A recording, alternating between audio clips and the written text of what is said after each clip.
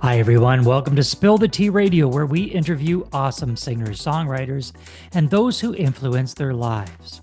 Spill the Tea Radio explores the journey, creativity, and inspiration behind the songs.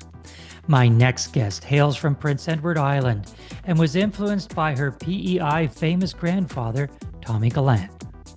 Her first works were recorded on an iPod Touch as a personal gift for her mother. She then documented her experiences from backpacking through Australia, Colombia, and Thailand through her 2020 debut album, Hit the Ground. She augmented her music career by studying music business at the prestigious Harris Institute. So, let's spill the tea with Kari Lyn. Welcome, Kari Lyn. Hi, thanks so much for having me. Well, you've got a lot of stuff on your resume here for us to get through. First of all, let's talk about your famous grandpa. Um, he was a big name down in PEI. Did you get to sing with him? I mean, did you get to perform with him? Tell us about that experience. Yeah, so he wasn't so much as a singer, but he was always a storyteller his whole life, and he was a fisherman.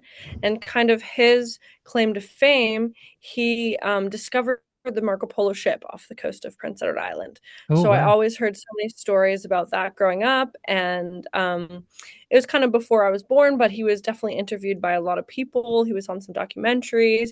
He had so many really cool opportunities from discovering that ship. But in the end, he was just a local fisherman, but he loved to tell stories to all the tourists that would come, and he'd always make sure that any tourist would feel welcome when they came to the island. Now, I know some storytellers, and especially the ones that talk about water and, some fish stories, maybe some boat stories. And the stories sometimes tend to get bigger and bigger as they go along. Did anyone ever accuse your grandfather of the stories getting bigger and bigger as they went along? Yeah, I'm sure that's happened quite a few times. Definitely, about the size of the fish that they caught and everything. Those were definitely uh, made to be a little bit embellished, just you'd say. Now, some people say you've been in Ontario now for about 5 years. Some Yes. people say, you can take the girl out of PEI, but you can't take the PEI out of the girl. So, do you still participate in those wonderful Canadian East Coast traditions like the Kayleys and breaking out the instruments and just having a great old sing a song with your friends? Oh, absolutely. I love my East Coast culture. It might be the little bit of French Acadian in me, but I'm very, very proud of being from the East Coast. I do go back very often, and I just love a good kitchen party. Put some moonshine and have a little kitchen party. Maybe a little less moonshine, a little more or a little more music, but definitely love being able, and my favorite thing about now living in Canada, because I didn't live in Canada for a while, is that how easy it is to go back home. So now I do go back to PEI as much as I can, and it's nice to be a tourist as well as a local when I go home, so I can actually enjoy everything and not have to worry about having a job or anything. Now in the East Coast, I can just go home, play some music, see my family, get a little tan, and then go back to the big city of Toronto and go back to my busy life there. Now, on the East Coast, do they call the kitchen party a Kaylee? Is that just right across the provinces, or do you have a special name for it in each one of the provinces? No, like as far as I know, it's pretty much across the board. They call it a Kaylee. A Kaylee is more out of the house, but it's traditional music that they play.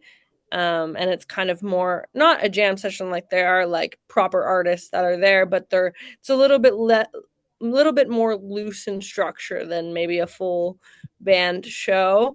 Definitely lots of like fun things happening, lots of step dancing, lots of fiddle, lots of different instruments you'll hear. We always have my uncle does Kaylee's back home, and is very like family oriented. Like my sister plays piano for my uncle, and my cousin plays guitar sometimes for my uncle, and then the family neighbor friend, not a neighbor anymore but was growing up, he comes in sometimes and plays the piano. And very, very local, we have Brendan, the spoon man. He brings the spoons out, he puts them in the freezer so they're nice and ready for his set. And you know very I've great never heard family about value. that. I've never heard about putting the spoons in the freezer. That's a thing. I had never heard it either, but Brendan swears by it. He always brings them out of the freezer and they just get that little crisp little ding when you're playing them.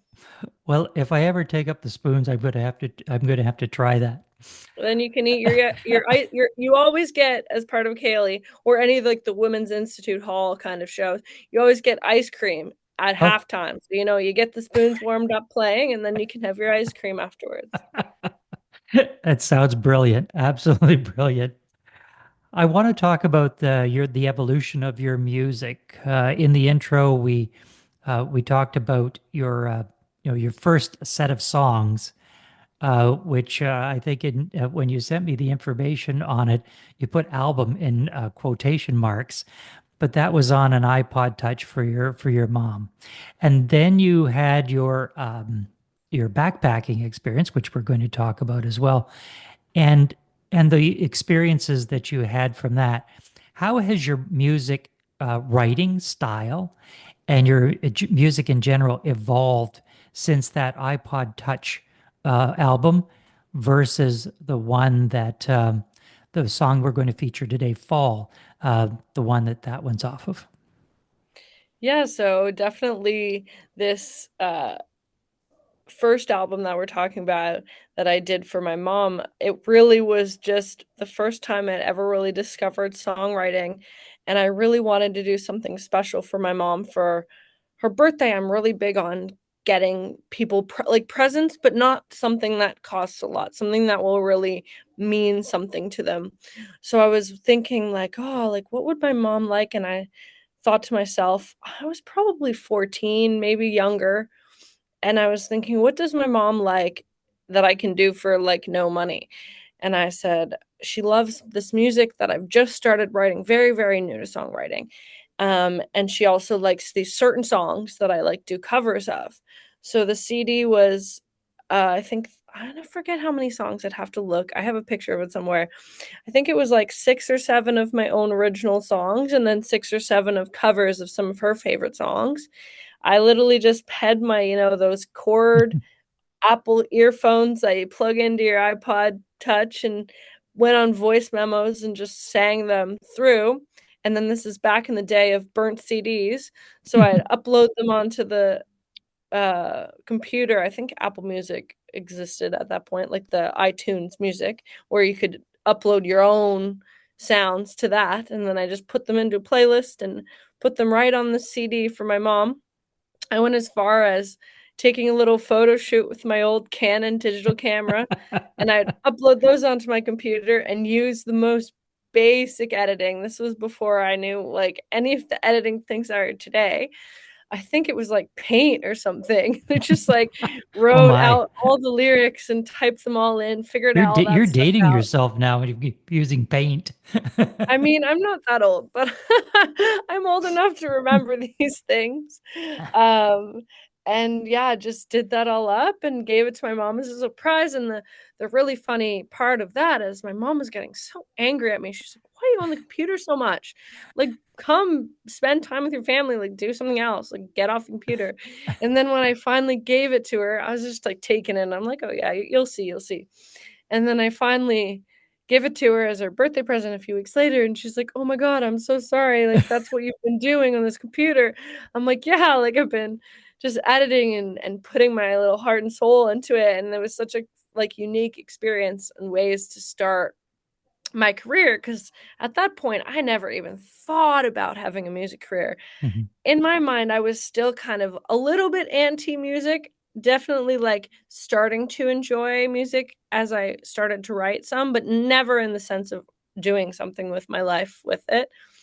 And then fast forward now to my second album, that hit the ground. again, it kind of just happened. I had wrote so much music when I was traveling, and that's when I like really got into writing music. The other stuff, is just little like kid music, which was great. There's no shade on that, but definitely started to see some more mature themes and some more thought in my songwriting.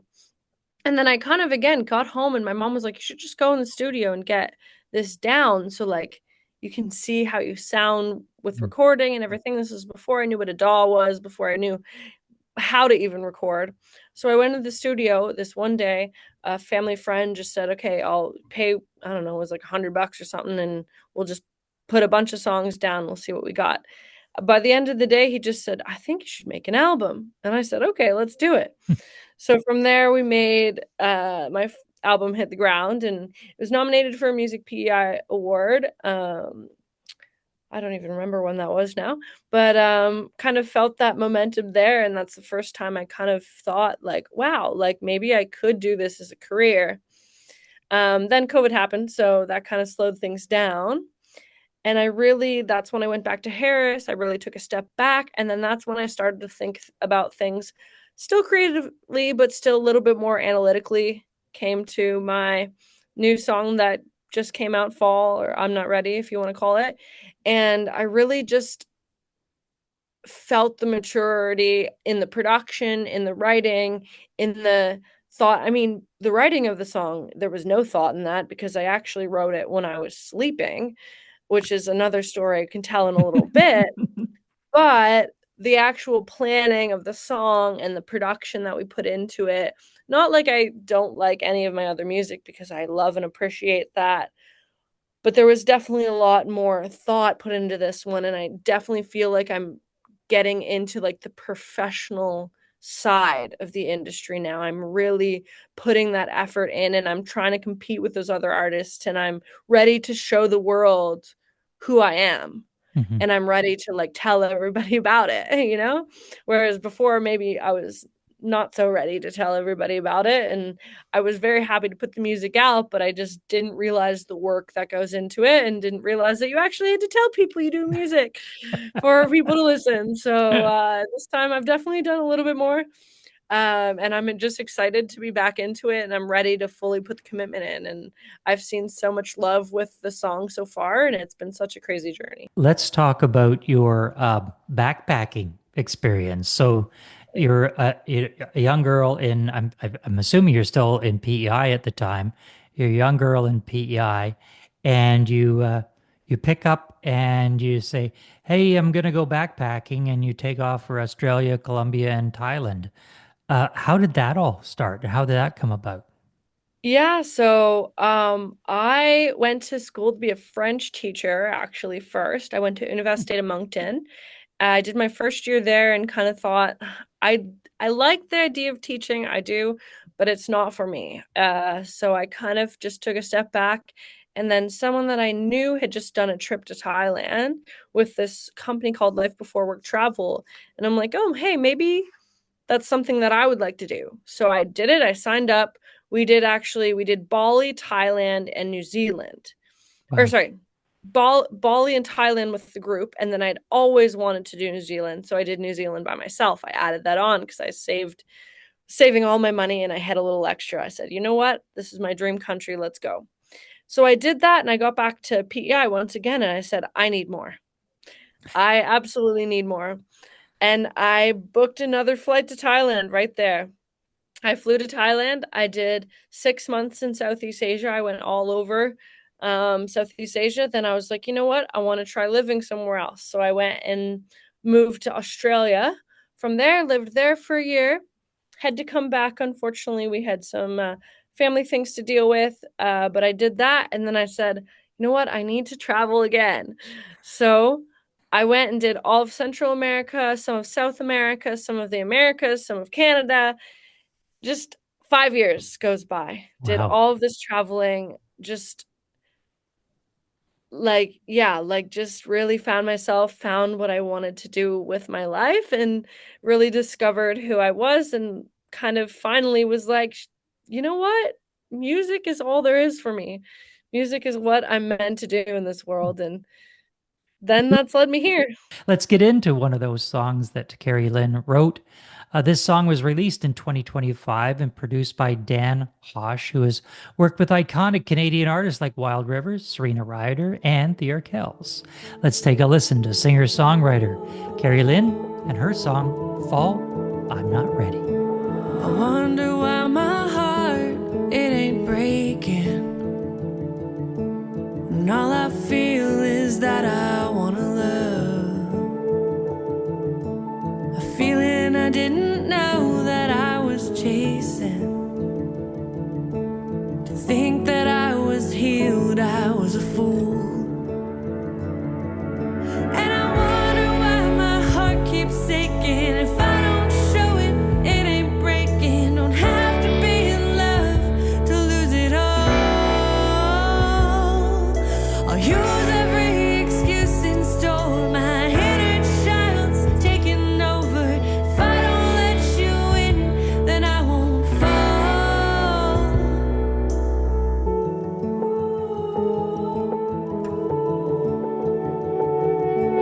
Spend all my life leaving. Fairy tales are dreams that will come true. But I really wish they would have warned me. The trauma is something I'd have to undo. And I wonder why my heart keeps aching. If I don't show it, it ain't breaking. Don't have to be in love to lose it all. I'll use every excuse in store. My inner child's taking over. If I don't let you in, then I won't fall. 'Cause I'm not ready. I'm not ready to break my heart. I ain't got room.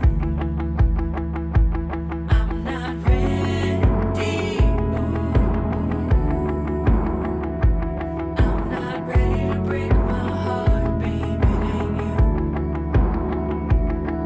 And I wonder why my heart keeps aching. If I don't show it, it ain't breaking. Don't have to be in love to lose it all.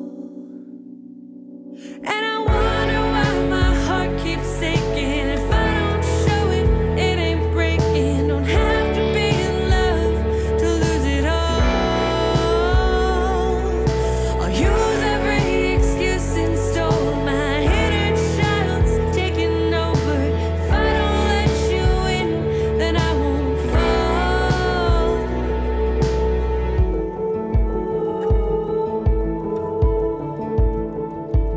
It ain't you.